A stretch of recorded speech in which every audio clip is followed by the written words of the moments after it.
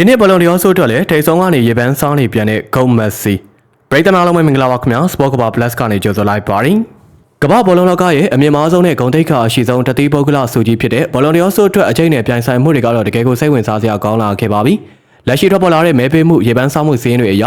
အားလုံးရဲ့အသေးကြောင့်ကနဝင်ကစားသမားကြီးလီယိုနယ်မက်ဆီက39%နဲ့အတူဆူရရှိဖို့အကြိုက်ဆုံးစိမ်းရဲ့ထိတ်ဆုံးနေရာမှာဆက်လက်ဦးဆောင်နေစေပဲဖြစ်ပါရီသူရဲ့နောက်မှာတော့ဥရောပဘောလုံးလောကကိုကင်လှုပ်နေတဲ့စပိန်ရဲ့အံပွဲလူငယ်ကျပွင့်လေးလမင်းယမားက26%နဲ့ဒုတိယနေရာကနေအမကန်လိုက်ပါလာပါရီတတိယနေရာမှာတော့အင်္ဂလန်နဲ့ဘိုင်ယန်မြူနစ်တို့ရဲ့ဂိုးသွင်းဆက်ကြီးဟယ်ရီကိန်းက25%နဲ့အနီးကပ်ချင်းချောက်နေတာကိုစိတ်လှုပ်ရှားဝင်မြင်တွေ့ရမှာပါဒီနေ့ဥရောပထိပ်တန်းပြိုင်ပွဲတွေမှာကစားသမားတွေရဲ့ခြေစွမ်းပြသမှုတွေနဲ့ပြေးထန်လာတဲ့ပြိုင်ဆိုင်မှုအနေအထားတွေကိုပြန်ကြည့်မယ်ဆိုရင်အခုထပ်ပေါ်လာတဲ့ကိန်းကနန်းရာခိုင်နှုန်းတွေကတကယ်ကိုအံ့အားသင့်စရာကောင်းလာပါရီကနဝင်ကစားသမားကြီးလီယိုနယ်မက်ဆီတယောက်အမေရိကန်မြေမှာကစားနေပေမဲ့လည်းသူ့ရဲ့ဩဇာလွှမ်းမိုးမှုနဲ့စွမ်းဆောင်ရည်တွေကဥရောပမြေထိရိုက်ခတ်နေစေဆိုတာကိုဒီရေပန်းစောင်းမှုစိမ်းကတက်တည်ပြသနေပါရီကဲဒီနေ့ကဘလွန်ဒီယောဆိုကြီးကိုအားလုံးရဲ့မျှော်လင့်ချက်တွေအတိုင်းမက်ဆီကပဲအိမ်ပြန်တည်ဆောင်သွားပြီးသူရဲ့ကြီးကြပ်ခန်းထားတဲ့စံချိန်သစ်တွေကိုထပ်မံရေးထိုးသွားနိုင်မလား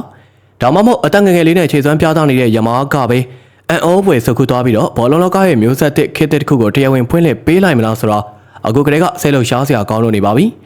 ဒီကိုတို့ကရောဒီနေ့ဘောလုံးတွေရောဆုကိုဘယ်သူရသွားနိုင်မယ်လို့ထင်မိကြလဲပြောပြသွားခဲ့ကြပါဦး